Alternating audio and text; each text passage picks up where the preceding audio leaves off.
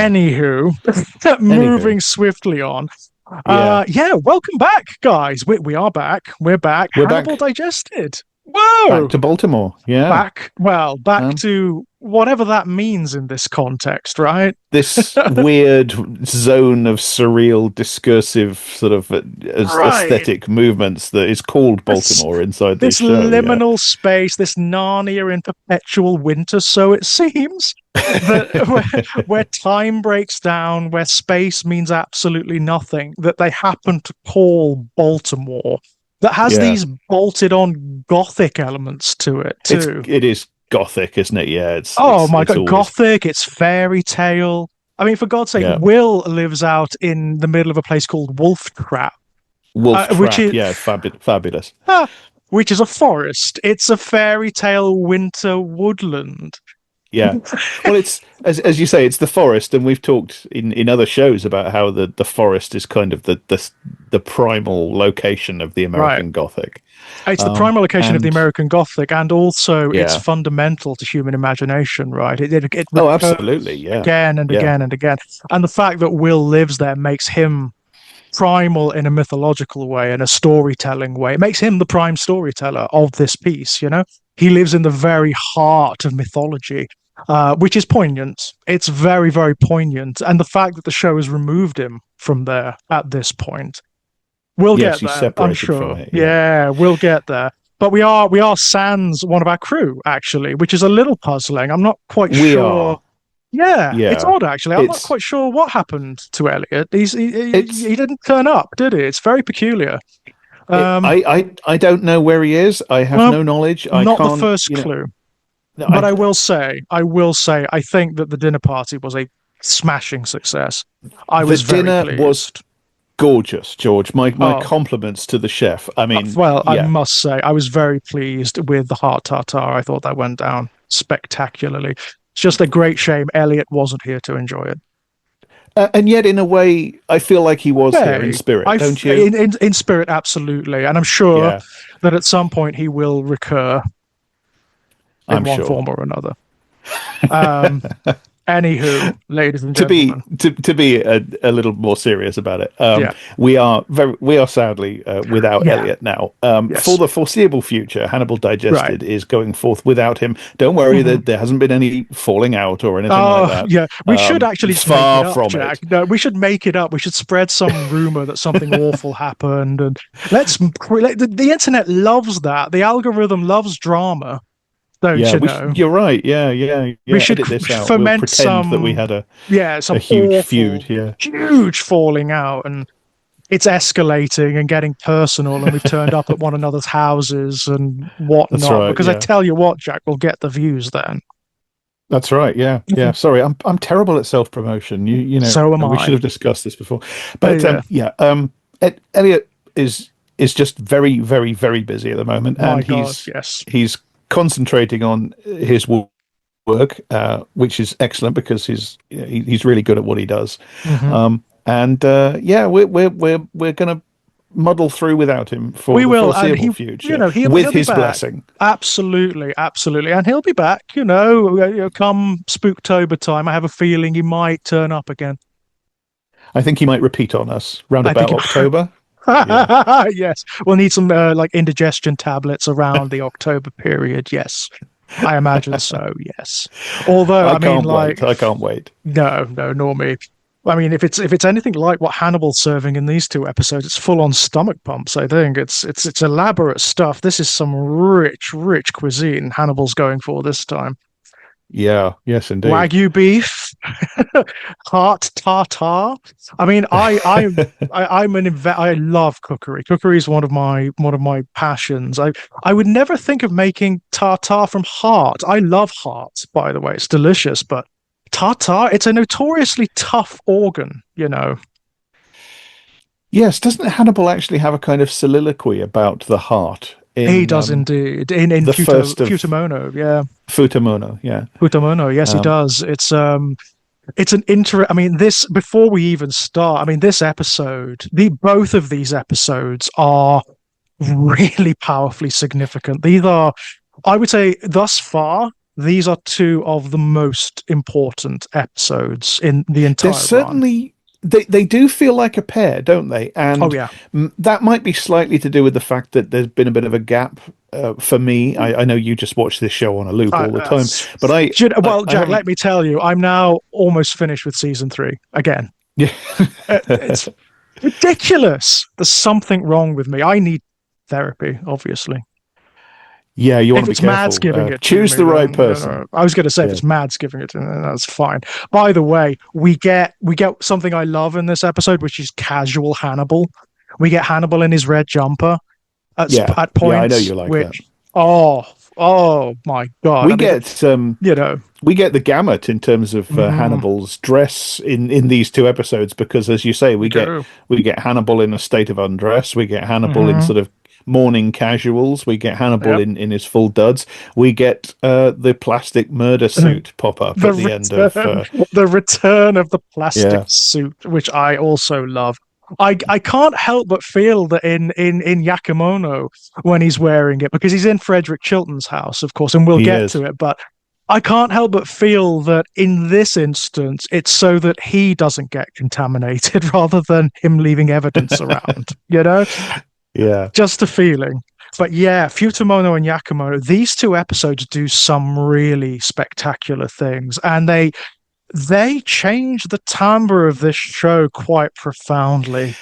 That's what I was saying. They do feel like a pair, and that might just be because I watched them together in quick succession after not having watched any of the show for a while, because we've had a bit of a break from Hannibal. But I'm not convinced of that. I feel like they do form a kind of a dyad, or 2 halves of one whole. They feel really very. They feel very much like a hinge point, and the second one is actually the halfway point of the entire series, isn't it? It's episode 7 of series 2, so halfway through. Is it Futamono, the second one, or is that the first Yakimono? One? Yakimono is the second. Yakimono is the second one. Halfway through, Yakimono is the dead center of the entire series, so it is the hinge upon which the series turns, and they're very plotty. These are very plotty episodes, to the point where they're a little bit deceptive. You kind of, I mean, I felt this watching them. I felt, these are just kind of, plot episodes. There's not much going on in here. And I think on reflection, I'm wrong about that. But it's really interesting. They are a hinge point in terms of the plot of the overarching series. I mean, if you look at them in purely literal terms, these are like massive plot dumps. This is this is speeding the plot ahead in profound and incredible ways. It just keeps coming at you, doesn't it? Stuff happening. The changes in relationship dynamics that keep just occurring and occurring and occurring, one after the other. The elaboration of the wider plot, the stuff that Hannibal is doing behind the scenes, it's actually quite bewildering if you're not paying attention. I think it would be worth sort of trying to do an inventory. We get Jack and the forensic scientists realizing that Will is not the Chesapeake Ripper. We get them realizing that there was never a copycat. It was always one person. So that's huge in terms of the series. That's huge. I mean, well, the first, up until this point, the notion of the Chesapeake Ripper and the copycat have been foundational. Haven't they? The notion of there being a copycat has been absolutely foundational. This is also, the grammar of everything they do at that institution. Revelation also marks a very quiet, and this is something these episodes do, that marks this very quiet revelation about what Hannibal is up to. That makes it, and it never states it. The show doesn't come out and say, this is what Hannibal was doing, therefore. That demonstrates the fact that Hannibal orchestrated that revelation. He literally leaves them the keys to unlocking Will's cell, essentially, to undoing their entire narrative about Will. He wants Will out. He wants Will free. He's decided it's time. Right.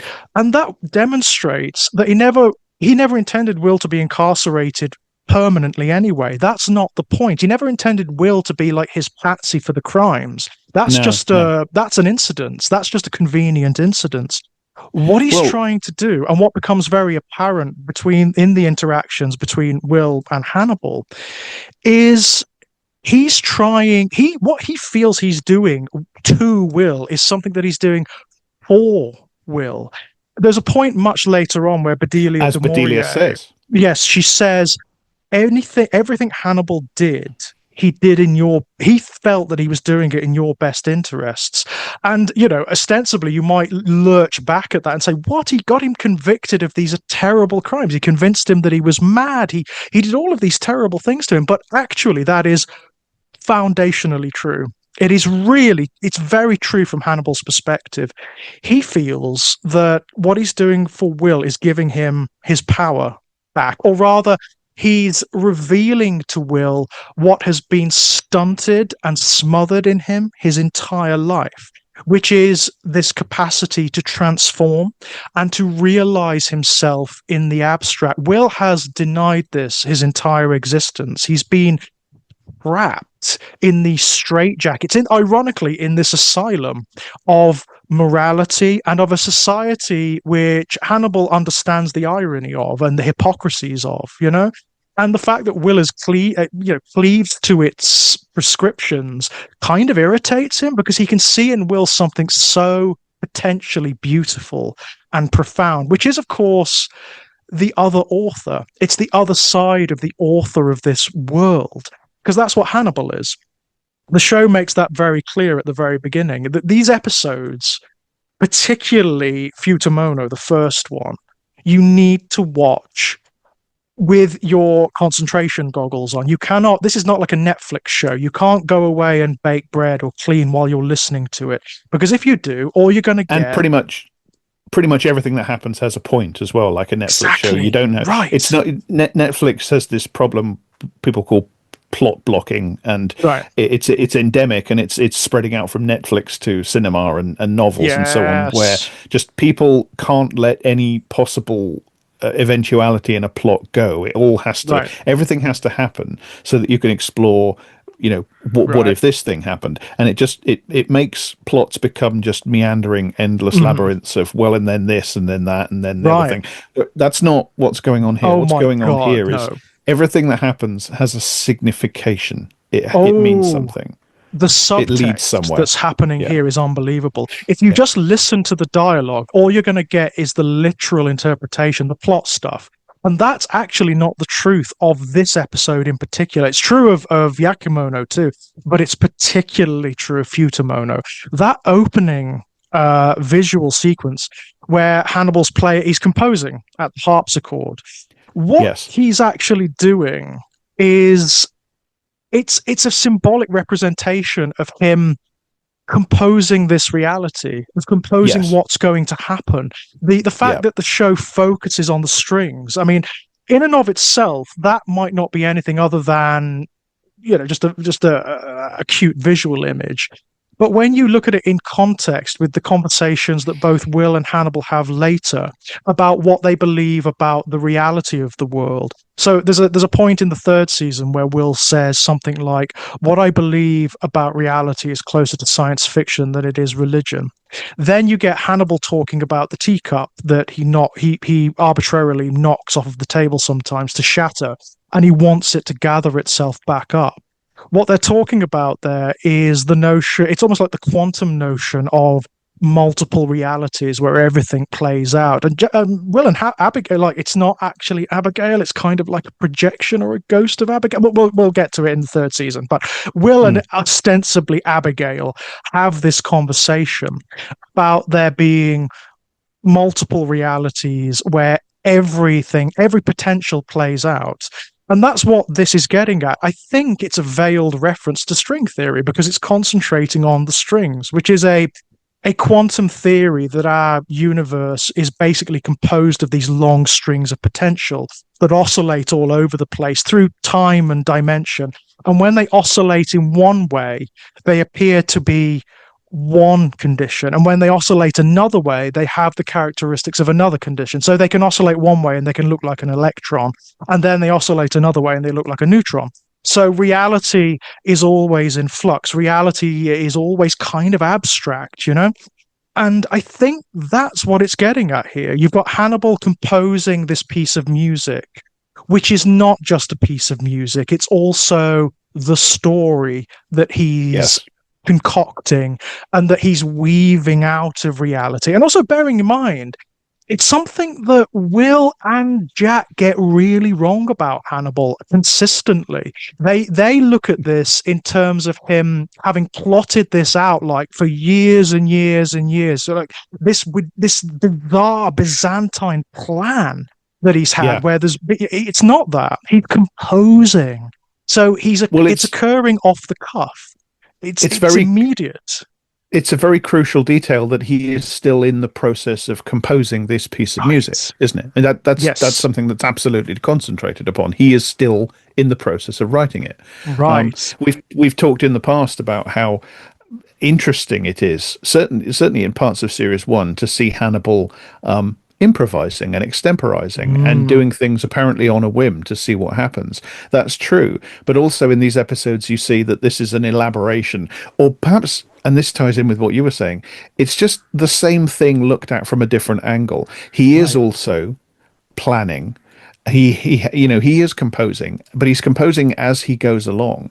It's in that fuzzy, and anybody who's ever tried to write something creatively knows this feeling of, at one and the same time, constructing something very, with an idea of what you're doing and a plan and a through line, but at the same time, isn't just an inextricable part of the same process.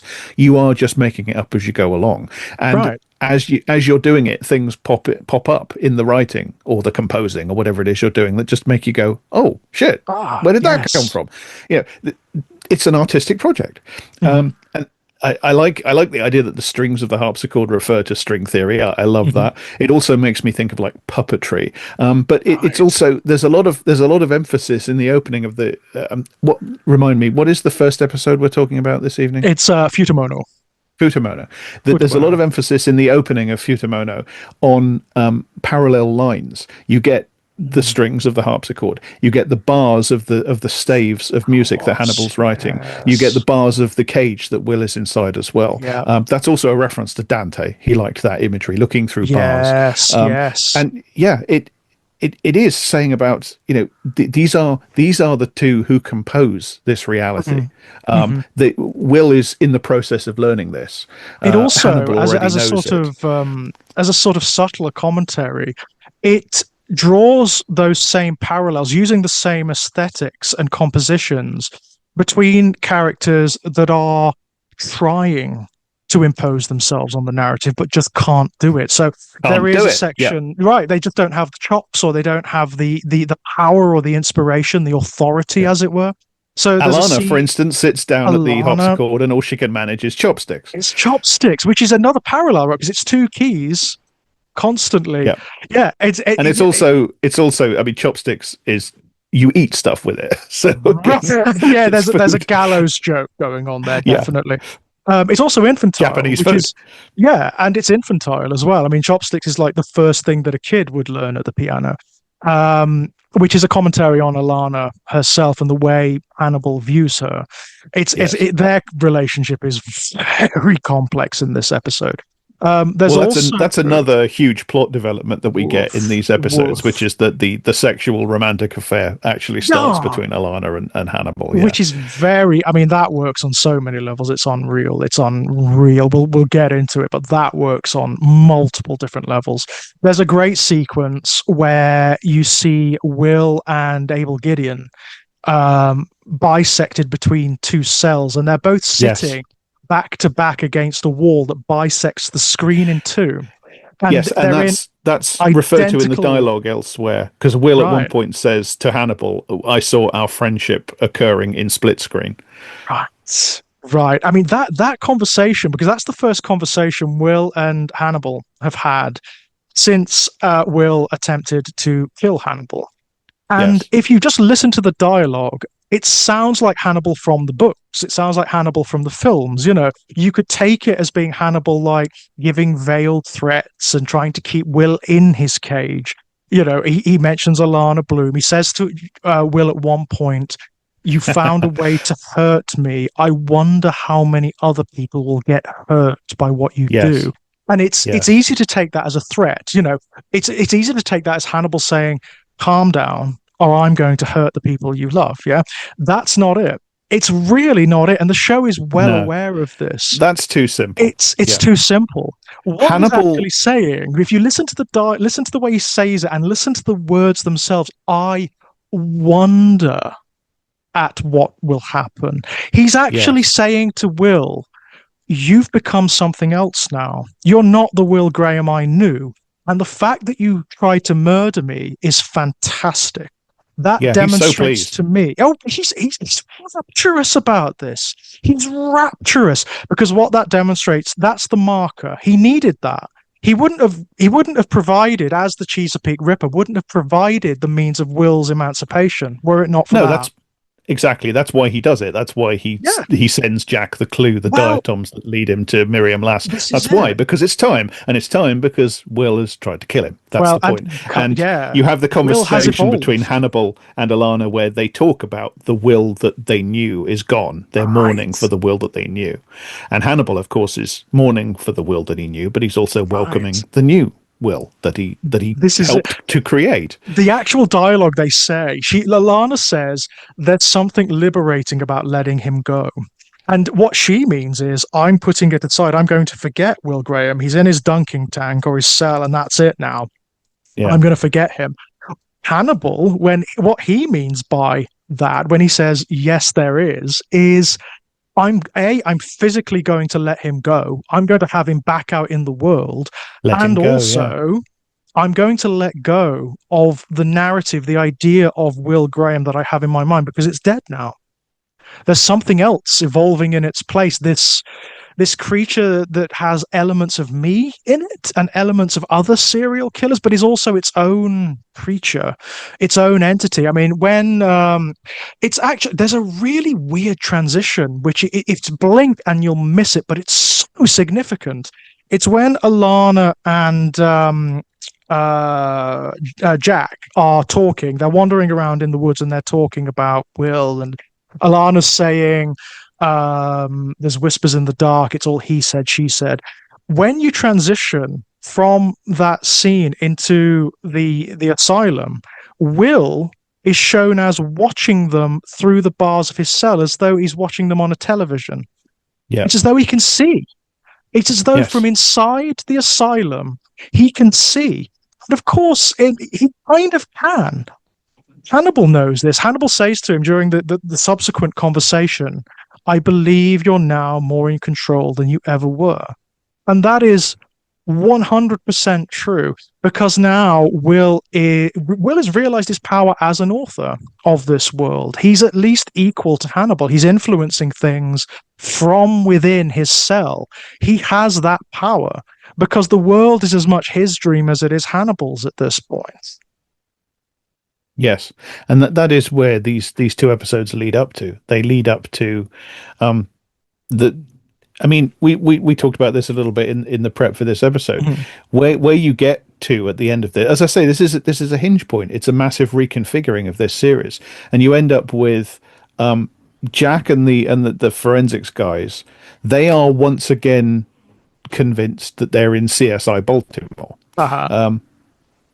Alana just, she doesn't have a clue what's going on. Alana's very interesting in these episodes. Whereas Will and Hannibal are now both aware that they are, in a sense, the writers of this text. They are the ones who are creating it into existence. They know that they're in a different sort of world.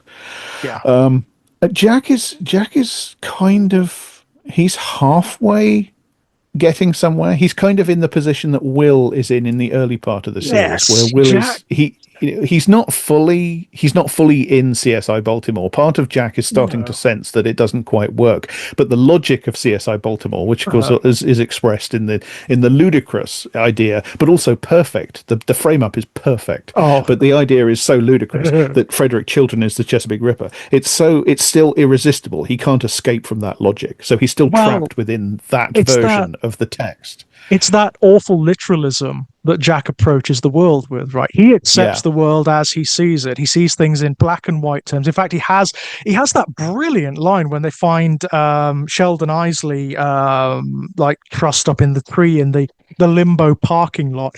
He expresses everything about his character in one phrase, which is he says, he's so certain it makes me sick. And he's talking about ostensibly about the Chesapeake Ripper.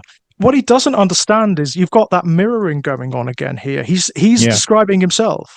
He's describing himself. Yeah. It's projection, absolutely. Jack cannot understand what is going on here because suddenly he is operating in a world that does not make sense according to his reason or rationality or logic. The notion, and don't get me wrong, this episode in particular, Futamono, demonstrates that he's right in that.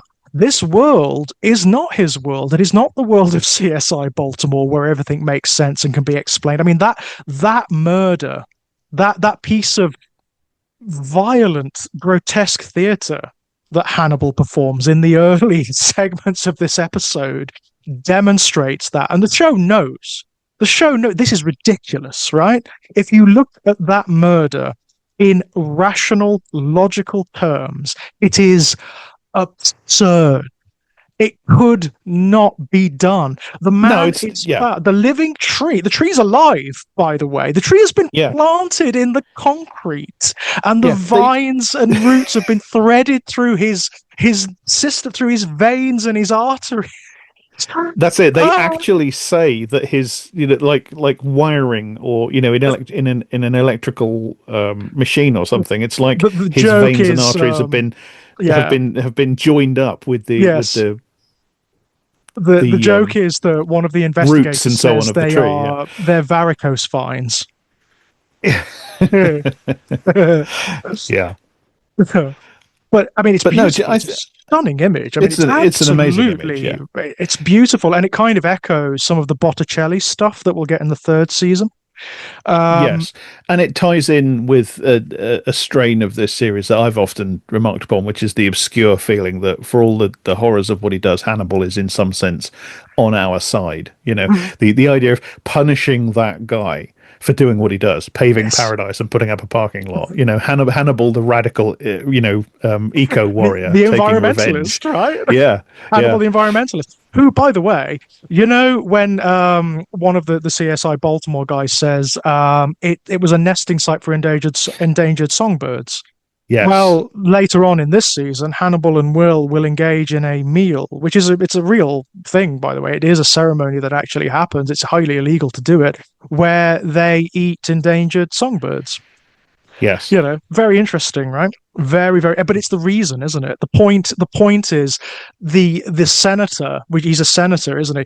He did it for money, for something grotesque and crude and base. Yeah. Whereas when Hannibal and Will do it, it's a poetic experience. It's transgression. It's spitting in the eye of God, and so on and so forth. So it has poetry. The songbirds die for a reason, and that's what matters, right? Doesn't Hannibal even say that?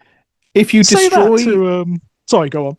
If you destroy the habitat of the songbirds, you don't have songbirds that you can then eat. Right, so that's the point, isn't it? You're destroying. Of course. So yes, the point is appreciation, isn't it? The point is appreciation. And it's not just a sort of moralistic, positive, songbirds are beautiful, their songs are beautiful. No. It's not like that. It's another thing in this world that is there to be appreciated, to be sometimes taken and used for some sort of sensory experience, some sort of heightened sensory experience, whatever. It's the erasure of something that has texture and meaning. It's like for another no reason, thing for that no you see. Purpose, yeah. Yeah, the Rolodex makes another appearance in which always Futamono. Makes me laugh. I know, I love the Rolodex. And you see the cards of the people that he's going to be using for the raw material for one of his dinner parties. And one of the cards is a guy that specializes in graffiti removal. I love that because it indicates that Hannibal considers, the people that come along and scrub away the art that has been put onto the wall, that has made the modern world given it more color and more light and more texture and more meaning. Graffiti is usually apprehended by most people as this vandalism or despoiling or so on. I mean, it can be that, but graffiti can also be art. It can, yes. And it adds even if it's ugly, it adds a texture to what is otherwise sort of this blank, grey, featureless, modernity. Hannibal considers that a crime worthy of punishment by death. It's the same thing. You come along and there is a world of texture and meaning there, whether it's songbirds with the contents of their songs or whether it's the graffiti on the wall, and you erase it for no reason at all, just because in your view of reality things need to be flat and featureless and smooth and grey, and that's what needs to be punished because you're ugliness. It's ugliness. Yeah, banality, it's ugliness. Banality, it's a lack of purpose and poetry. He says this, he expresses this in this episode to, is it this episode or is it the next one? To Abel Gideon, when he's feeding him his own clay roasted thigh. Futamono, That's Futamono, isn't it? He says to him, the tragedy, Abel, is not to die, it's to be wasted. It's to be wasted, yeah. Yeah.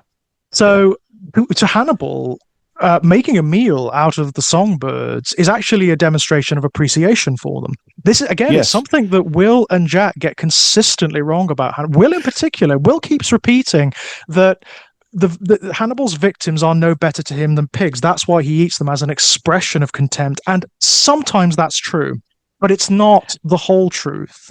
Because somebody else says in Futamono, cannibal, because the subject of cannibalism has come up, because another huge development in these episodes is that they start to grok the idea that the Chesapeake Ripper is eating his victims. And somebody says cannibalism is an act of dominance. And again, no, it's more complicated than that. It's Hannibal's Frederick who says it, so it's Frederick. It's Frederick, But no, in Hannibal's case, sometimes it is an act of dominance, but not always, and not exclusively. I mean, he eats people he respects as well. He makes, like the artist, the muralist from the earlier season. It's an act of dominance in the way that an artist dominates a blank canvas. Right. He's making meaning out of people. Ultimately, he's making poetry out of people. And it doesn't necessarily... I mean, to Hannibal, the way I think of it is, I imagine Hannibal would see it this way as well, even if they are the ugliest, most discourteous human being on Earth. At least if they're being made into something beautiful that can be enjoyed aesthetically, like food, at least there's some meaning to their existence. At least it's almost like an elevation. It's something that he's doing not to disrespect them, not because they're no better than pigs, but it gives them something they never had in life. Yes. That's one of my readings. Yes, it's the poetry. The creation of meaning. This is why it's completely wrong to view. I mean, obviously it's perverse and cruel and so on, but it's wrong to view the huge plan that Hannibal that we see come to fruition in these episodes, which we learn has been ongoing this entire time, and then see come to fruition to reach its final act. Somebody says killings as movements in a symphony. That's what we see. It's wrong to think of that as just a vast exercise in sort of Machiavellian control or manipulation or so on. It is that. It is a symphony. And for all the, as I say, that for all the cruelty and perversity of it, it is. It is about the creation of meaning. It is about writing, making marks on a piece of paper that will become music. That's what he's up to. There's also a romantic element to it as well. The whole thing, the whole symphony that he's composing is for Will. Everything he does is for Will, and Will knows this. I mean, when he's released in Yakimono, he says to Frederick Chilton at the beginning. Frederick says to him, "Well, why didn't he just kill you?" And Will says, "Because he wants to be my friend."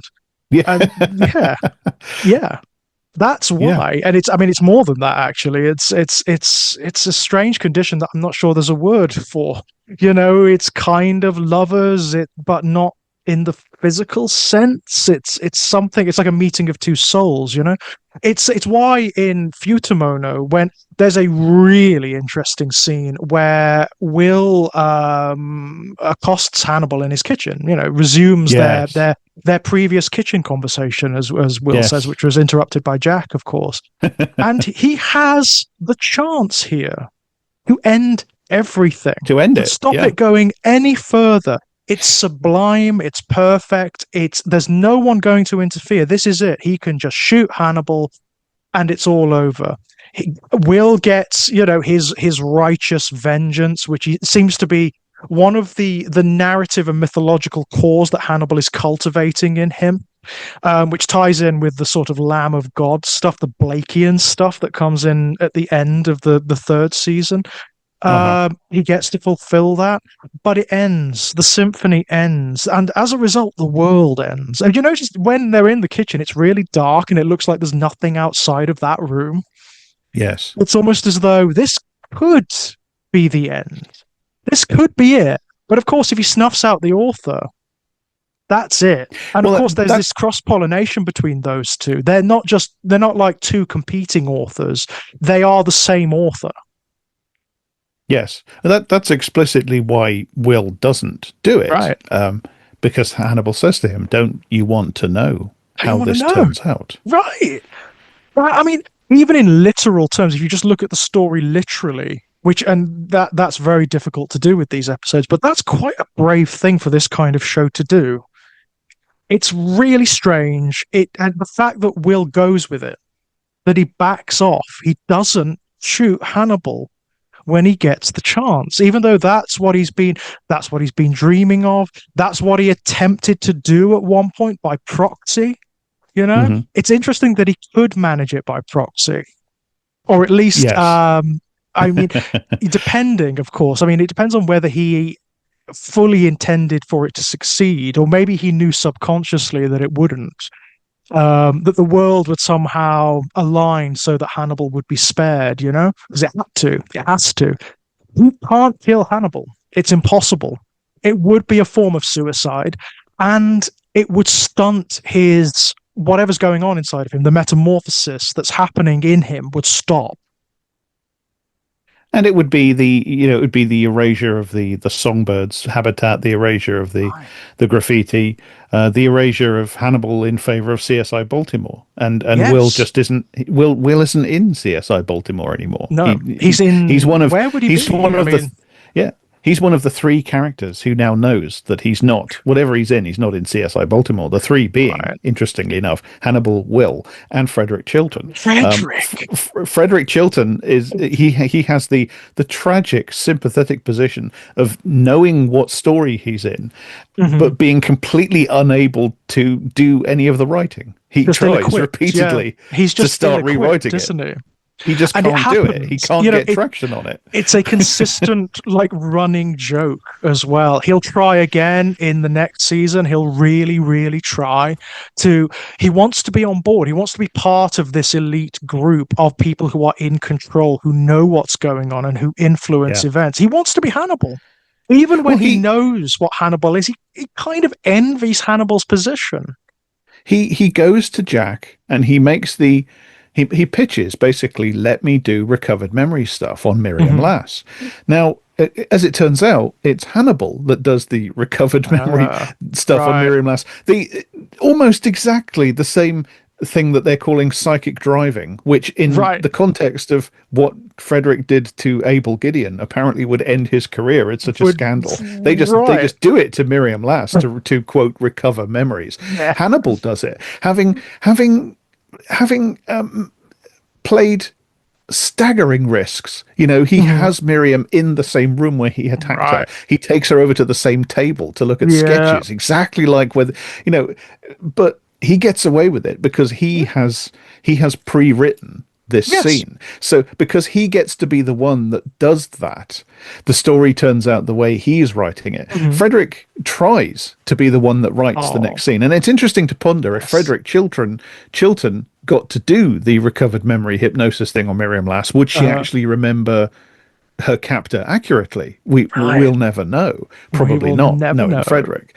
But he never gets the chance. He tries to put his hand in and start writing, and he can't. It's battered away.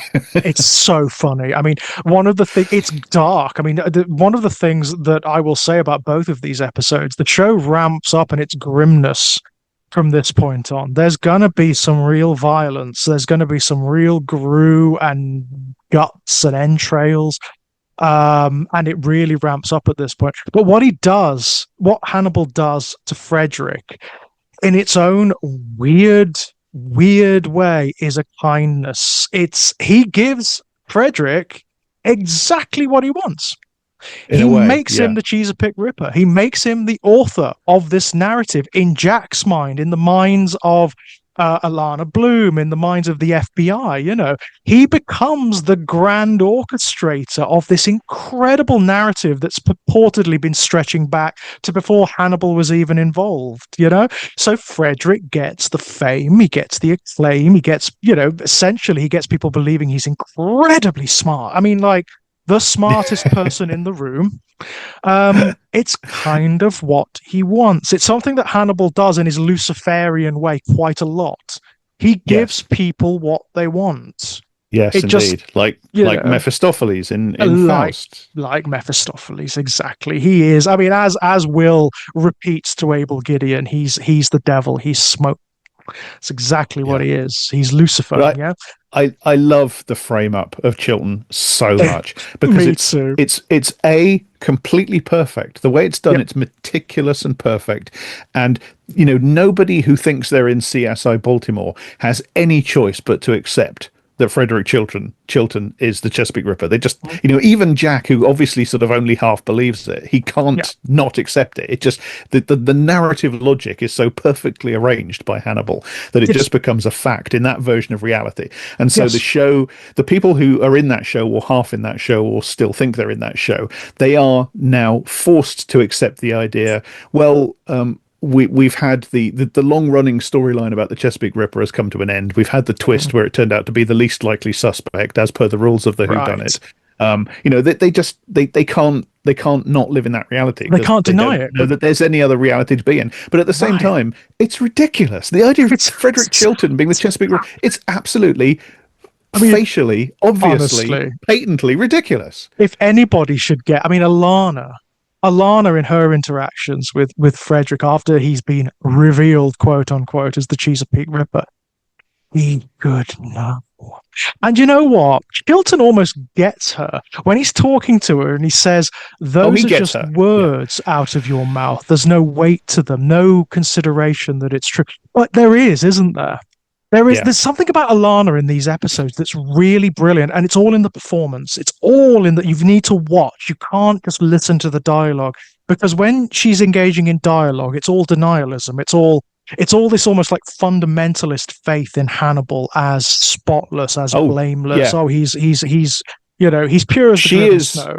You actually get lines that emphasize that he was her teacher and her mentor. Yes. So she becomes a mirror, a direct mirror of Miriam Lass Jack Crawford. And Miriam Lass is worshipful of Jack Crawford to a point that is actually deeply uncomfortable. It's paternal. There's like she's like a daughter character to him, isn't she? And it is actually the fact that she forgives him. There's that scene Anna Chlumsky gives a really good performance in this. Actually, she's incredibly intense. Oh my goodness, I mean, like, as a trauma victim. She is. I know we're talking about how this is this heightened world where characters interact in these slightly unrealistic ways. Actually, as a trauma victim, she's playing it down to the wire. It's very realistic and quite uncomfortable to watch because she is reacting like trauma victims do. And it's like, ooh, it's the way she responds unsettling me a little bit. The way she responds with nervousness, but also to every man she comes into contact with, but also instinctively tries to curry favor with him, whoever he is. She does it with Will. She does it with Hannibal, Jack. Actually. She does it with Hannibal. Yeah, it's really painful to watch. The way she, but it is kind of satisfying to watch her shut down Jack's attempts to do the sort of self-flagellating thing that he does when he wants to feel better. I hate because he tries that. Yeah, honestly. He tries it in that scene where they're sat together. He tries to do the "oh, it's all my fault" thing that he always does whenever he wants to feel better about stuff, and she just shuts him down by instantly when he wants something. But she just shuts him down without knowing she's doing it. She instantly shuts that down by just completely unconditionally, totally forgiving him, and there's nothing he can do, and he's so obviously incredibly uncomfortable. Yeah, she takes power back in that way, I suppose, because he's not in control anymore. No, this was me. It was my decision. And also, by the way, I found him. You didn't. That's true. She's smarter than almost everyone. I imagine it's one of the reasons why Hannibal didn't kill her, because he doesn't have contempt for her. He likes her. She's smart. She's the first one to catch him. She is the first one to find him. This trainee, this agent in training, he gets him. She gets him. I mean, you were talking about how there's mirroring between Alana and Miriam, quite literally, because they place the mirror in between them, not being too subtle about things, but they do place the mirror directly between them. And they place Jack behind Miriam, and they place Hannibal in front of Alana a lot of the time, until she believes Frederick is the Chesapeake Ripper. Then they place Frederick in front of her. Again, visual stuff happening again and again and again and again. But Alana is also a mirror of Du Maurier, of Bedelia du Maurier. Yes. In the sense that Bedelia du Maurier is quite perverse. She is excited by Hannibal. She's excited by danger. She likes the notion of dangerous men, unpredictable creatures. And so is Alana. The difference between them is Du Maurier knows it. Du Maurier runs with it. She is totally aware of the fact that this is what drives her. Alana is too. She has no romantic attachment to Hannibal until he becomes dangerous in her mind, until he becomes potential for the Chesapeake Ripper. A suspect. And it's subconscious, but it's so there. And she tries. I mean, the way she responds to characters who step outside of the boxes that she prescribes for them in her head, she either rejects them on a moral basis, or she embraces them so utterly that she creates a new box for them. And that's kind of what she's doing with Hannibal. Alana has this horrible thing getting in the way of her intellect. This show, intelligence in this show is self-knowledge, really. Yeah. And Alana doesn't have self-knowledge to the extent that she needs to have it in order to understand what's going on around her. She's obviously incredibly intelligent, but the thing that gets in the way is this sort of rather gauche moralistic quality that she shares with Will. It's Will's, this not morality but moralism that Will has, and Alana has it too. And it's what makes them at the start of the series very much a kind of a tandem, like a dual team. And again, she makes romantic overtures to Will in that point, because he's what she wants him to be, right? Yeah, but she gloms on to Hannibal, as you say, at the exact moment that he starts to be considered a suspect by certain people. And part of that is because that allows her to be moralistically angry with people who accuse Hannibal of stuff. Yeah. She likes that. She obviously enjoys being the fierce defender, the bulldog of the person who is suspected and accused. Yeah. But not Frederick, right? Frowning. Not Frederick, not Will. No, fuck him. No. Yeah, fuck Frederick. Well, fuck she Will, did it with Will. She did it with Will for a little while. She did. She let go, which is what she's talking about when she talks about letting go of him. She's letting go of that construct of Will that she can sort of aggressively, moralistically defend from other people. And because control, she switched that over to Hannibal. Yeah. There's that awful confrontation between the two of them at Will's home, after Jack has spirited him away from... By the way, first thing he does when Will gets out is Jack is waiting there because he needs him, because he needs Will. He's got to manipulate him. He wants to re-recruit him. Yeah, he wants to re-recruit him. It's like, Jack. And, Will is righteously angry with Jack, but he's quiet about it. He's playing the game in the way that Hannibal would. He's not betraying emotion. He says to him, "You just needed to listen to me. You didn't need to find me, Jack. Will has changed, and all the props in the world to Hugh Dancy, actually, because his performance is very, very different now. Oh my God, he has transmuted his performance.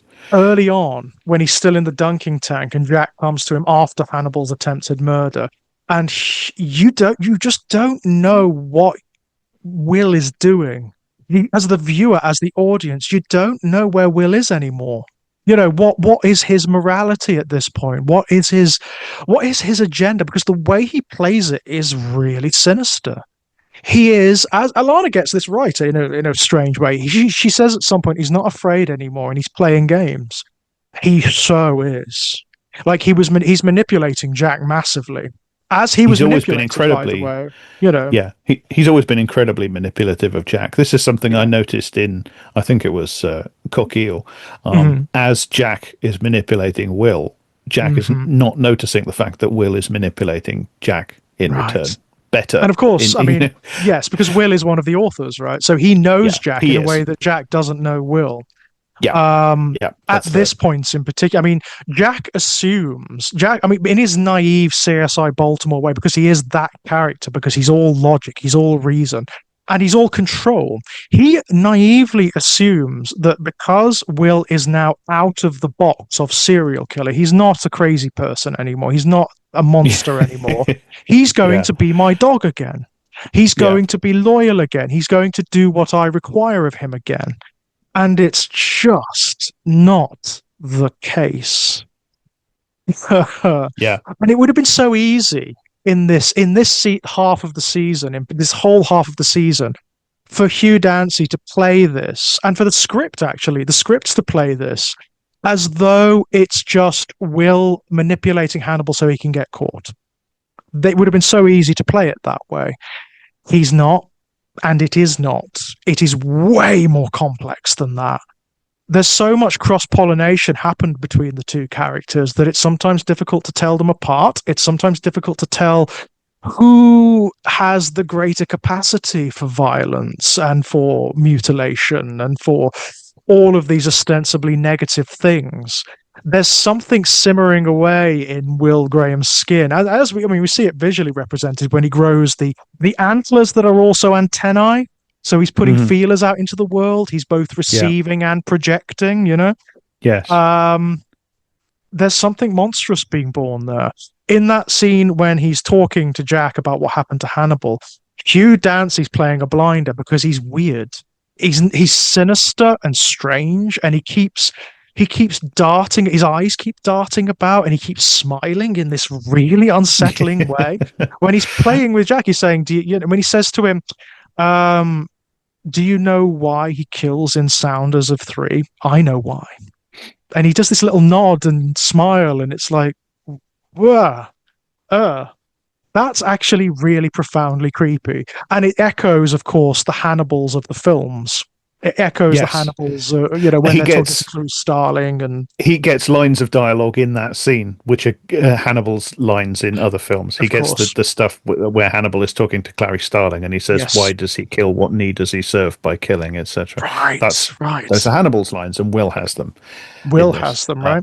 Which is we've remarked on this show doing that a lot, but it's this constant mirroring between characters, but it's that auto-cannibalism thing that's happening metaphorically and literally. You get it metaphorically between Will and Hannibal, but you also get it literally between Abel Gideon and Hannibal. And it's an interesting sequence.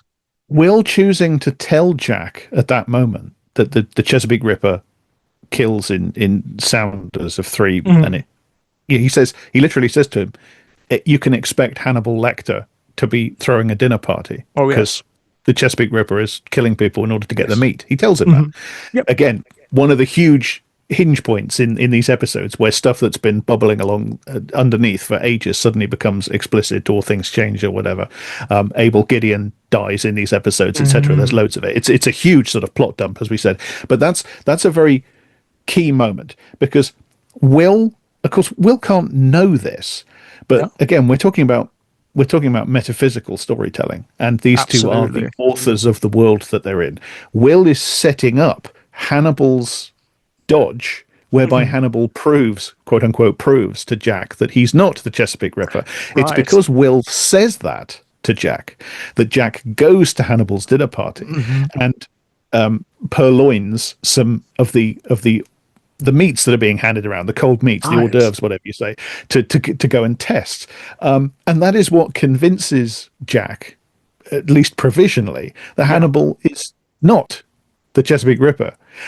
So Will and Hannibal there have collaborated with each other. And you know, one of the things that I found really fascinating about Futamono is the amount of time Hannibal spends performing being the Hannibal of the old Hannibal, you know, the original films, the books, the crude Hannibal, because in that scene where Jack gets the cold meats to take away with him through barely any subterfuge at all. He's you know, it's he's not. I mean, transparent. he's not. He's but actually, in that scene, he's engaging Hannibal in is something else, isn't he? You know, he's actually kind of like like Alana says, he's pointing fingers in the dark. Yeah. But Hannibal, when Jack is doing that, he's performing being worried about it. He's performing being worried, They test that stuff, and it's not human meat at all. Hannibal must know that. So Hannibal somehow has taken precautions or gotten wind of the fact that, you know, Jack might suspect him, whatever. He probably just knows it, you know, because as we say, he's in charge of this world. So he knows he's not in any danger from Jack taking those samples. But as Jack takes them, Hannibal performs worry and reluctance, and then he performs a completely meaningless look of anger over at Frederick Chilton. It's like, I'm going to get you because you've got me. But, you know, then he winks at him. It's all performance. He winks at him, you know. It's like, yeah, I know. You know, there's nothing. Can we just have an aside for Raul Esparza in that scene? He's so good, yeah. Holy hell. I mean, I think these two episodes, actually, thus far, these are his episodes. And he gets the reward of being the one that gets to say the phrase Hannibal the Cannibal. The phrase the Cannibal appears in the show for the first time, and he says, Hannibal the Cannibal. That's what they'll call him. Yes, he gets to christen Hannibal, and it's true. It's true. I mean, you know, Frederick Chilton actually has a hand in that because he actually copyrights the phrase and turns it into a book, you know. But of course it's him, because it's so obvious and prosaic. You know, it would be Frederick that came up with that. Of course it would be, because it's cheap, isn't it? And it's kind of it's crude, and of course it would be him. But I love the little.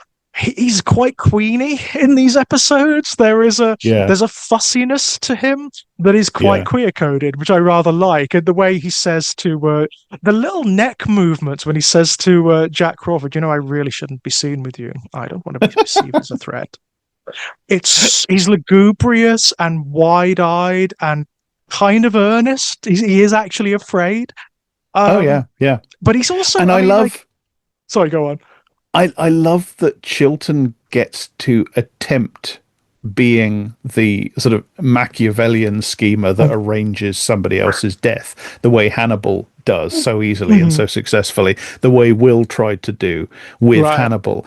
Chilton gets his own attempt at it because he obviously he's worried about what he did to Abel finally coming out, and he sets up Abel Gideon's death. He puts as he almost says to Abel in that confrontation scene, he puts him in a position where the guards at the hospital, who of course hate him because he murdered loads of their colleagues, can kill him. And Abel does this wonderful thing where he takes it away from Chilton by deliberately provoking them. So and then it doesn't work anyway. Abel ends up being part of Hannibal's frame-up because Hannibal sort of purloins Abel. I mean, it's brilliant. I mean, also, Abel takes that opportunity to, he basically fractures the mirror. He sets up all of these weird fractal things where he points Jack at Chilton as the Chesapeake Ripper. So again, you've got this conspiracy happening. This is my way out. Abel's trying to get out as well. That's the irony of it. Abel and Frederick are both focused on the same thing, getting out and away from Hannibal. Away from Hannibal, it's survival. I mean, in a way, they could have been allies, couldn't they? They could have helped one another. Yeah. As indeed, Frederick could and should have been Will's ally. Frederick could and should have been pretty much everybody's ally right the way through, but he just can't, again, he can't pull it off. I love the fact that, I mean, that sequence when Hannibal sets him up and he's up. Can we talk about his home in Futamono, in Yakimono? You mean Frederick's home, his show home, the for sale home, show home that he right? lives in. But it's deliberately made up to be this really passe, very sort of like cliched show home that's anodyne and that nobody would really want, and also it doesn't make sense.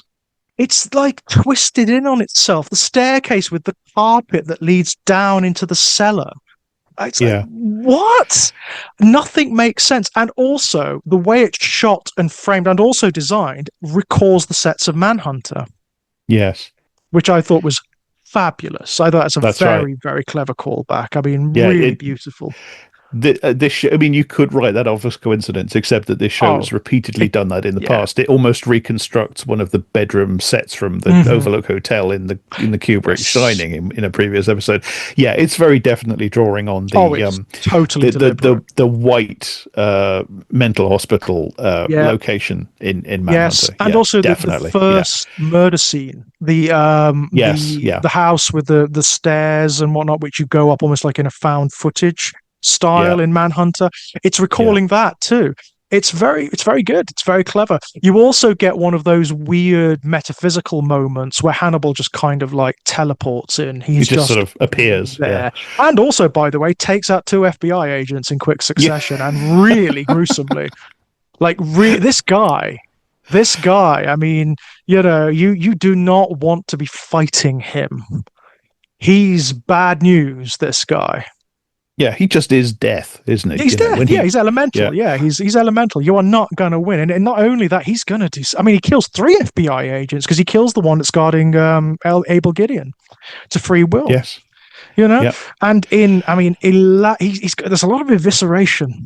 There's a lot of guts. There's a lot of entrail. I mean, I imagine even that's symbolic, right? They're spilling their guts. That's what Chesapeake Ripper is kind of doing. This was all me, and then it's almost symbolically what he's setting up Chilton to be doing. He's also spilling his guts, even though he's actually not, because it wasn't him that did it. Yeah. There's a confessional element to it all. It's really clever. I mean, it's really beautifully done. And gross. I mean, really, they get away with such a lot. They get away with such a lot in this series. It's stunning. The gore and also, is stunning. Also, you get Hannibal like magically being able to get Abel Gideon out of the hospital. Yeah, he smokes so much is just. And Will sets it up as well. Will says to him, "This is exactly where he'll get you," because he's smoked, because he's the devil. Yeah. So we run with it. While Alana is sleeping, by the way. Yes, absolutely. Yeah, thus setting up his alibi for Jack as well, of course. Absolutely. Which indicates a quite a level of cold calculation in his quote unquote seduction of Alana as well. Actually, doesn't it? I mean, he doesn't. I mean, there's something really interesting about his quote unquote seduction of Alana because he is so not interested in her. He's not. No, I mean, he's not contemptuous. I mean, he is contemptuous of her because he doesn't think she has it. Like you said, she doesn't have the insight. She doesn't have the intellect that the characters that he's interested in do. His loathing for Alana comes out later, doesn't it? In series 3. Yeah, there he's very. To be fair, she's also unpleasant to him, but he's very unpleasant to her in that series. Yes, it really does. But he's not. I mean, he's fond of her in the way of a pet. He doesn't that's what it's like, isn't it? Yeah. He doesn't despise her in the way that he maybe despises Frederick, for example, because he constantly sets up Frederick to have the worst things in the world happen to him. And because the show is Hannibal's project, as well as, and also Will does too, by the way. Again, this cross-pollination thing. Frederick makes the mistake of going to Will because he thinks Will is a kind of ally to him. And Will does the most contemptuous thing imaginable. First of all, the way Hugh Dancy's playing it, he's profoundly disinterested. He's got this sort of weary, eye-rolling look to him. And he talks in this really quiet, sighing way, to Frederick. Yeah.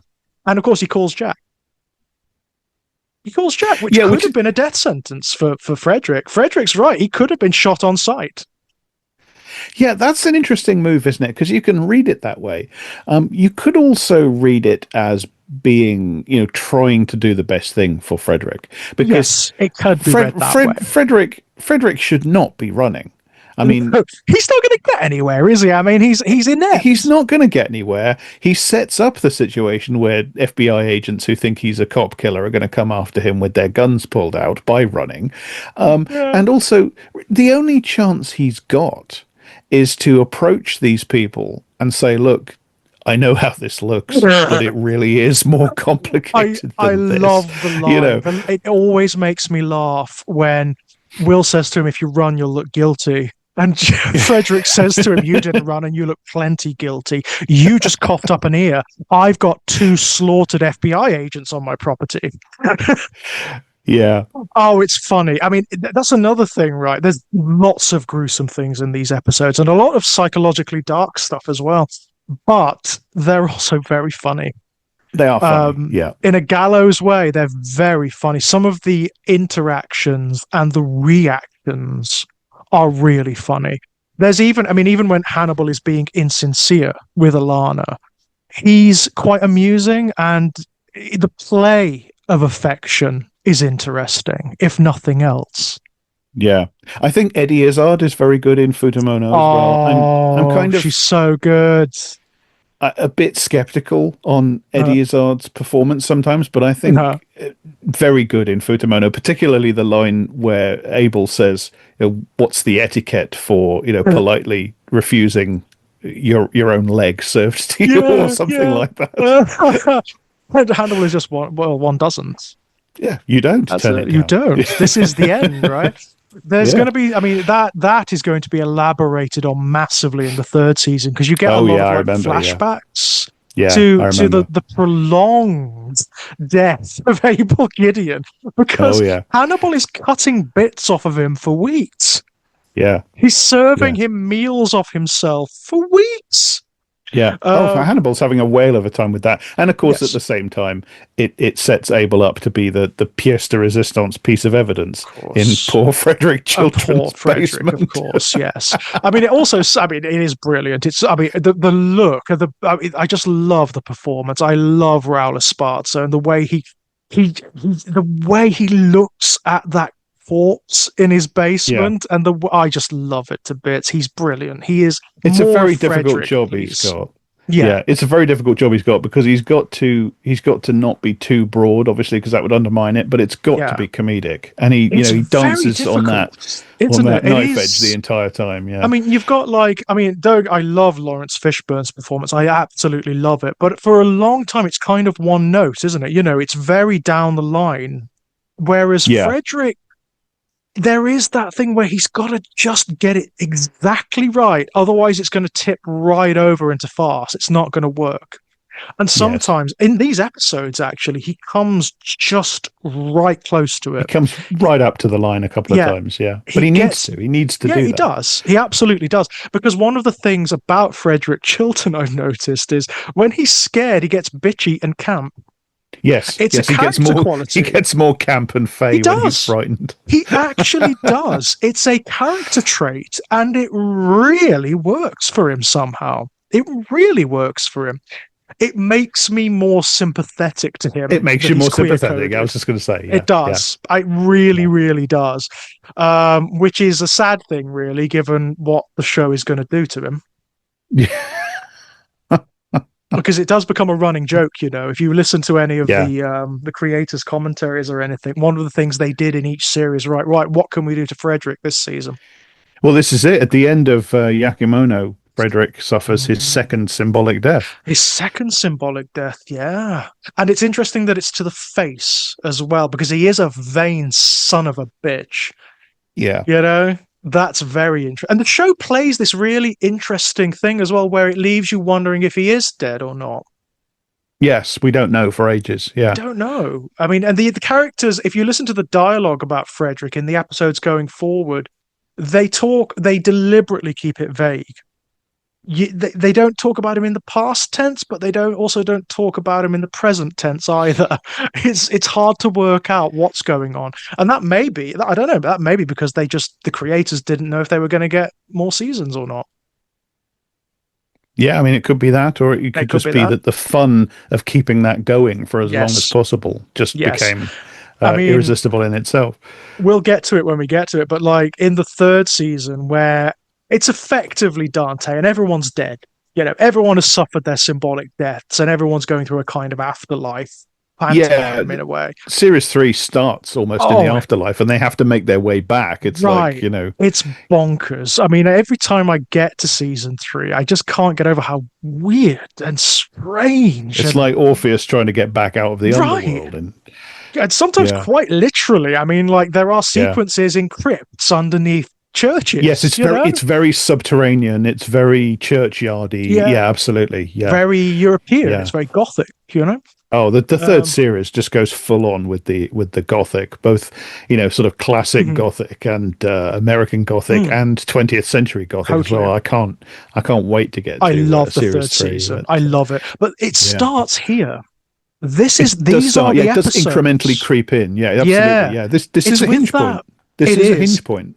It's with that gradual erosion of realism that you get in these episodes. And it starts in Futamono with, again, it's the visuals, it's the editing, it's the framing. That parking lot where Sheldon Isley is planted isn't a real space. No, it's like a surreal It's space, limbo. Yeah. It's like the parking lot itself is shrouded in mist. It's empty. It's completely empty. And you get that wonderful bit of editing where the camera blinks. And each time it blinks, it's a time lapse. So more of the FBI agents turn up. That is, it's putting us in the God's eye perspective, but it's also demonstrating that Will's watching this from his cell. He's reaching out and watching. Hannibal's watching this because he's interested. It's his work.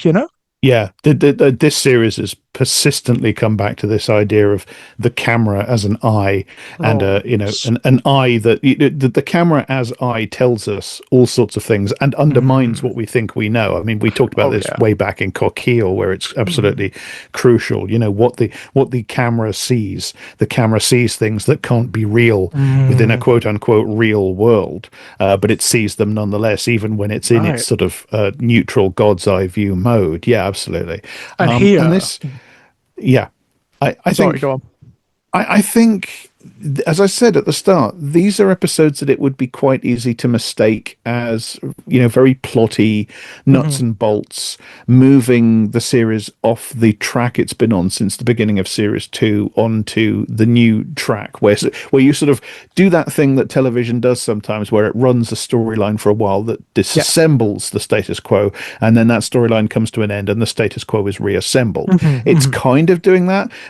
But it's doing so much more than that as well. Yeah. I think for me the key is just the ridiculous mismatch between the perfection of the framework, the frame up, and the obvious falsity of the idea that it could possibly be Frederick Chilton, and the fact that, despite the fact that that's obviously not true, everybody who hasn't realized what kind of world they're in, or what kind of show they're in, just kind of has to just believe it by default, by the narrative logic of the. Yeah. And I think that is really quite. It's the culmination of the thing we've talked about throughout the series so far. This sort of cosplaying as CSI Baltimore, and it's culminating into really a savage satire of that kind of television. That kind of again, we've talked about this in previous episodes. The ideology of realism, where you have shows, narrative fiction that sets up this idea of realism and what is realistic, that is pure ideology, and when you interrogate it for a moment, you can tell that this realism, whether it's gritty or whatever, it's pure ideological baffle gap, and that is nowhere more visible and obnoxious, in my opinion, than in television propaganda like CSI and SVU and stuff like that. And this episode sort of stealthily, quietly, unshowily, it just attacks that head on, deconstructs it, doesn't it? I mean, you see that. I mean, you see that in characters like Miriam Lass, of course, who is she is very much that embodied, but she's also, I mean, she's an assault on like one of the forefathers of that very genre of fiction, which is, of course, the writer of Hannibal and of Thomas Harris himself, which is Thomas Harris, right? Because Miriam Lass is Clarice Starling.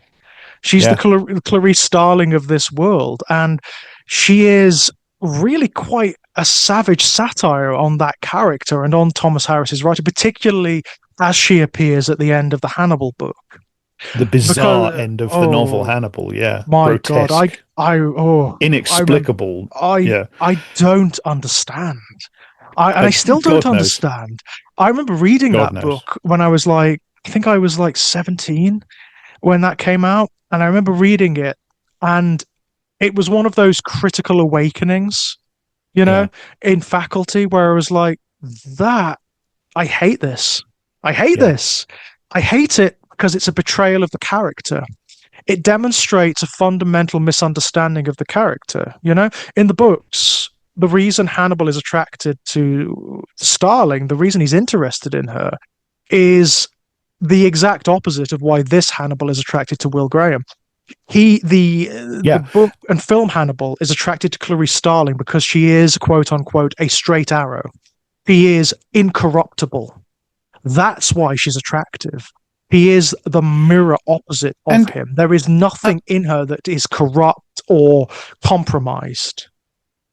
The thing about Silence of the Lambs is that for all its faults, and it has massive faults in terms of its representation, its politics of gender and sexuality and stuff like that, as is very well known and understood, it is trying, for its time, it is trying to be about sexism and misogyny and the way men objectify women in the way they look at them and treat them as fetish objects and stuff like that. That's part of what he's trying to do with the depiction of Buffalo Bill, the famous woman suit thing. And of course it is homophobic and transphobic. It absolutely is. But it is trying to do that as well. And part of what the book is doing, and the film picks this up, is it is concentrating upon the idea of women as constantly being looked at and judged and objectified and fetishized by this sea of men that they're constantly surrounded by and so on. Starling faces that not only in its monstrous form in The Serial Killer, but she faces it just every day on the job, everywhere, cops and stuff like that. And then to get to take that character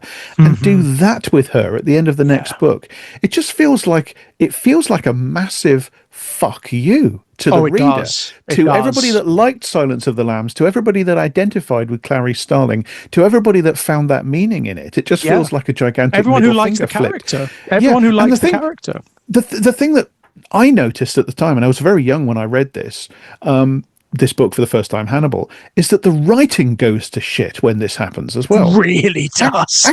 Actually, technically, the prose goes to shit. It really does. It's a nonsense. It's a stew of utter nonsense. Even the framing is bad. Like, there's a sequence where Barney, who is noticeably absent from Hannibal, actually, the series. There isn't like a Barney substitute, which is really interesting. Barney sees Clarice and Hannibal some years later, after the events of the main plot, at an opera. And it's like, what? What the fuck are you talking about? Yeah, it doesn't make. I mean, it's bonkers. It's absolutely bonkers. I mean, it's reiterating the most crude, offensive, sort of misogynistic storyline way back to stuff like The Shake with Rudolph Valentino and all that sort of shit, where the woman who is abducted and brainwashed and psychologically controlled falls in love with her captor. It's for all the supposed complexity that's sort of garnished on top of it. It's not doing anything more complex than that. No, it's just doing that. Because the implication in the book is that Clarice, gets past the brainwashing and the drugs and stuff and actually sort of falls in love with him. And it's like, what the fuck are you talking about? Are you talking about? Yeah, exactly. It's mental. And you know that Miriam Lass is a direct address of that because she has Clarice's lines from that sequence. She says, I woke up to the sting of a needle and the smell of fresh flowers. That is a direct line from that sequence at the end of the book. How else are we to read this, Miriam Lass in this, but as a middle finger up to Thomas Harris, frankly? Giant middle finger. Hannibal does to Miriam in this what Hannibal does to Starling at the end of the book Hannibal, and whereas in the book, she falls in love with him and it turns into a May to December romance in Italy or some shit. In this, it destroys Miriam Lass's life. It destroys her psyche. Destroys her. Yes, absolutely. So it's framed in a much more morally acceptable manner in this show than it is in the book. In the book, it's romantic. In the book, it's framed as desirable. That's what's really quite about it. Yeah, quite frankly, it's vomitous.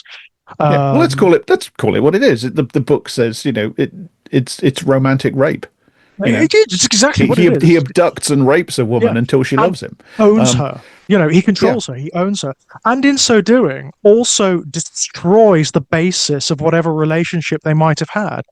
And destroys her personality. Rewrites her personality. That version of Clarice is corrupt now. So that version of Hannibal will grow bored with her and will destroy her eventually. He'll kill her and eat her, And this show actually goes there with Du Maurier. It goes there with Du Maurier, but there's a big difference. There's a huge difference, actually, which is Du Maurier is she is a willing participant. She is not coerced. She actually and it's Hannibal giving her what she wants. It's really strange the way it's framed. Again, if you just listen to the dialogue from those episodes, you'd think that it is almost like an abusive relationship, and he's keeping her against her will, and so on and so forth. But actually, when you watch it as well, it's very clear he's giving her what she wants. It's really, it is creepy. It is unpleasant, but it's not ultimately. I mean, I agree, but it's not ultimately framed as a romance, is it? No. It's framed as a deeply perverse and destructive relationship. Absolutely, yes, absolutely, it is mutually so. Interestingly, and it's saved. I mean, part of what makes it more than it would have been is the fact of the romance between Will Graham and Hannibal. That changes the dynamic of it somehow. It's really strange. It is such an irony, because Silence of the Lambs comes out in 91 or whatever it was, and this character goes supernova. It just instantly overnight becomes a cultural phenomenon, just becomes embedded. It kind of establishes, it's not a new form of fiction or anything like that, but it popularizes a particular type of fiction and makes it very marketable, doesn't it? Overnight. Yeah. But one of the things that happens in the ensuing years, arguably, at least in certain circles, the most notorious thing about that film is that it does have this deeply queerphobic, transphobic subplot or sub-theme to it, which people will try to people engage in special pleading for it. Nah, it's transphobic. Even Thomas Harris tries to, doesn't he? Because in the book you get that line that Hannibal says, which is, Billy is not a real transsexual, but he tries to be. Yeah. It's he's trying to save himself. The book is trying to save itself from accusations of transphobia. But it's completely forlorn from the outset. Yeah, it doesn't because work.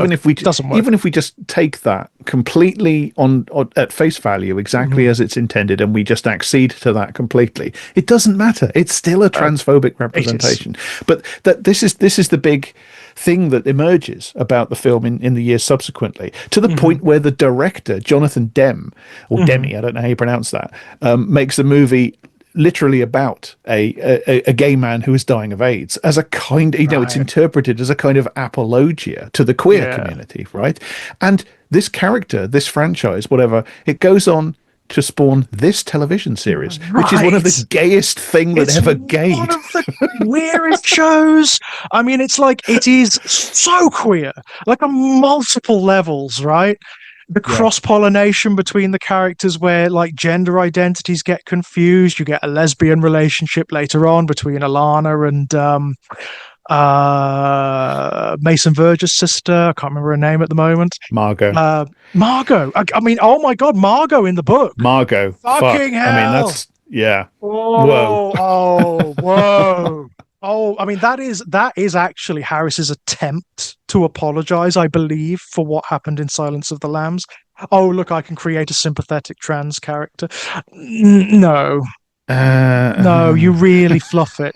Thomas. You really fluff it, I'm afraid. Rewriting her for this show is the way to go. And that was the way to go. Either do what the film does and just don't include her at all. You know, that was what the film, and the film is infinitely better than the book, by the way. The film is actually a lot of fun and fixes a lot of the problems in the book. Yeah, I quite like the movie. Yeah. I do too. I mean, it's panned. It's absolutely, like, critically, it is absolutely panned and dragged all over the place. I quite like it. I actually prefer it to Silence of the Lambs, but much. Yeah. And it's the closest to this in its aesthetics and its approach, and absolutely. And this is apex, isn't it? This is the most idealized form of this mythology, of this story, because it's something else, isn't it? I still find myself now, as familiar as I am with it, I keep coming back to it and I keep watching it, and every single time I am incredulous. I'm incredulous that it exists, and it exists in the form that it does. Yeah. I don't know how they did it. I don't know how they got away with it. And the stuff they're going to get away with, which is unbelievable. It's one of those things, that happens in culture sometimes. The stars align and the alchemy is there, and you end up with a product that just is, it's just perfect in its own terms. It happens every now and again. You can make a case for Peter Jackson's Lord of the Rings movies being an example of that. And you might not like them, but they are perfect at doing the thing that they're doing. Absolutely. Yeah. But wow, this is an example of that. Yeah, and these are fantastic episodes of the show. I mean, they're very good, important. They're very important. They make very plotty, info dumpy, nuts and boltsy sort of, arc narrative episodes. They make them into something special. They do. Without really showing you that they're doing it. Right, they're not even crowing about it, are they? They're not sort of demonstrating or expressing that that's what they're doing. It's just what they're doing. Yeah. And it's beautiful to behold. It really is. I mean, the show's going to do a couple of things going forward. It's going to do that thing where it pretends to be CSI Baltimore again for a little bit. I'll be interested to see how that looks from here on, actually, because it feels, watching Yakimono, it feels like that is just exploded. So if it, if it goes back to that, I'll be interested to see how it handles it. It does and doesn't. It uses the format as a way of furthering what's set up at the end of Yakimono, essentially. So if there are other serial killers, which there are a couple of other killers occurring, they are reflections of what's happening between Will and Hannibal and Jack and all the other characters. It is really interesting. There's one coming up which I call the furry episode. The furry episode, The furry episode, yeah. There are furries in this universe, and boy, howdy. I mean, if you want a fursuit, I mean, bloody hell, there's a fursuit and a half in this show, I'm telling you. Yeah, I remember that. This cosplayer, this fursuiter, he commits. I'm telling you. I'm looking forward to getting to this. I like that episode. I like that episode a lot, because, again, it's weird. It's weird. I mean, this guy is effectively a werewolf. Yes, and he's isn't he a former patient of Hannibal's as well, if I remember rightly? Of course he is. Yeah. Of course. So this is him after he's been through therapy with Hannibal Lecter. I mean, we'll get there when we get there, but it's an important episode. There is a line in there that tells you everything about Hannibal Lecter in this show, and I mean everything. And it's this elegant one line of dialogue. I'm not going to say what it is. We'll do it when we get to it, but it is so pristine, and it's beautiful. Let's not leave it so long this time. Let's get back there. Let's. I mean, again, I mean, people talk about this one. I always get requests for the next episode of Hannibal Digested, so it's really nice to get one back under our belts. It really is. And as we said, Elliot will be back. Don't worry, we didn't eat all of him. Yes, there are some leftovers. Yeah. We there can are make some bits, some sandwiches. Yeah, as you see in these cold episodes, cuts for you can keep Boxing people Day. around for a good long while, and you can keep cutting bits off them. They can keep going. Yeah, It's yeah. possible. You can do wonderful things with an efficient fridge and vacuum Yeah, packed plastic absolutely. bags, and yeah, yeah. And the Luciferian powers of Hannibal, of course, that helps, I imagine. Indeed. Brilliant. Well, Jack, that was brilliant. Thank you so much. As always, it's been a real joy. It's been a joy. My pleasure as always. Yeah. Thank you. Before we go, anything to throw out there? Yeah, sure. Everything I write, Eruditorium Press, Blue Sky, At Times Carcass. I Don't Speak German podcast with Daniel Harper about the far right. My Patreon, $1 a month, you get advance access to everything, including bonus IDSGs, Kit, Power, and Daniel and I are back doing the Backer Street Irregulars, which is where we talk about the original Sherlock Holmes stories. That's back, coming Fantastic. soon to a Patreon near you. All our Patreons, you can choose which one you want to give to, you get it. And that's completely exclusive. Those are not publicly released ever, at least at the moment. And I have a GoFundMe to try to recoup some of the gargantuan amount of money I've recently had to spend on fixing my car, but more importantly, having a series of operations to remove cancerous tumors from my little cat Emily. So if you feel like donating a little bit of money to help me pay to save a beautiful little grey cat, save her life, then that would be lovely. That would be lovely. Thank you very much for doing that. Links below, by the way, guys. Links to everything below. The GoFundMe for Emily will be at the top. Okay, at the top of the list. Yeah. Emily says thanks. No problem. No problem. As for myself, guys, Strange Playgrounds. You'll find links to all of my my fiction, all of my short story collections, and all of the anthologies that I've been in. You were over at Ginger Nuts of Horror. There's my ongoing non-fiction series, which I inherited from Kit. My Life in Horror. There's going to be an essay up about the video game System Shock 2 very soon, since that's just had a remaster released. That is a formative text for me. It's an utterly brilliant piece of work. And also Exaggerated Elegy. Hop on over to Exaggerated Elegy and you'll find lots of chats like this about all sorts of things. And some video game Let's Plays. I'm actually Let's Playing System Shock 2 at the moment. So, if you want to know what it's all about, go over there and watch me scream. You actually will hear me scream a couple of times in that Let's Play, which is fun. People like that too, by the way, Jack. If I scream in my Let's Plays, they like that quite a lot. Yeah. It seems. Yeah. If I get genuinely scared, that's what they like. That's what they like. So I play the really scary ones. You're a scream queen. Yeah, apparently so. I'm okay. I'm okay with that. I can deal with that. I'll have a T-shirt with that. Upwards on it. And that's me. Guys, thank you so much. And until next time, bye. Ta-ta. Ha ha ha.